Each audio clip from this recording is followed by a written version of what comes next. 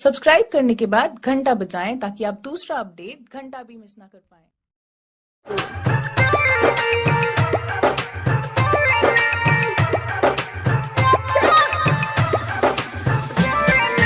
DJ Kanchan Raj, Hajipur Vaishali. दिल फेंक दे हब निकाल के, भूल जाइबे अब मान के। फाड़ देले बिया हमर प्याज वाला जाल के,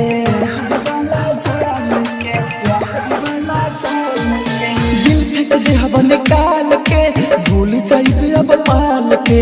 फाड़ देले बिया हमर प्याज वाला जाल के।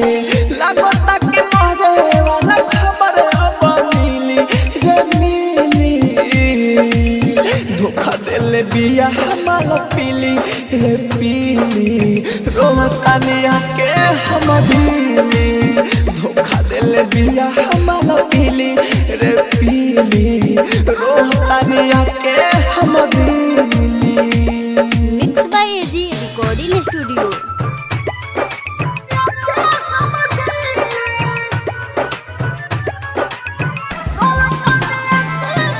डीजे कंचन राज, हाजीपुर वैशाली।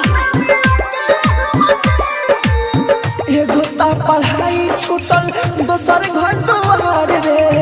क्रिया खा के कहतानी करम ना प्यार रे, करम ना प्यार रे। एगो ता पढ़ाई छूटल, दोसर घर दुआर रे। क्रिया खा के कहतानी करम ना प्यार रे, करम ना प्यार रे। ठोका देले बिया हमारा दिल पाऊ किली रे किली।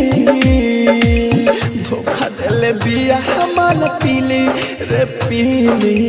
रोहतानिया के हम दिली। धोखा देले बिया हमारा पीली रे पीली। रोहतानिया के हम दिली। आप सुन रहे हैं एजी एंटरटेनमेंट की धमाकेदार प्रस्तुति।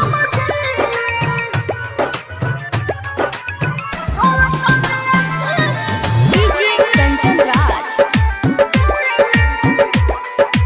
हाजीपुर वैशाली। राइटर छबिला बरे बाटे बाजावान में। गलती करो है बोला राहुल राजधानी में, राहुल राजधानी में। राइटर छबिला बरे बाटे बाजावान में।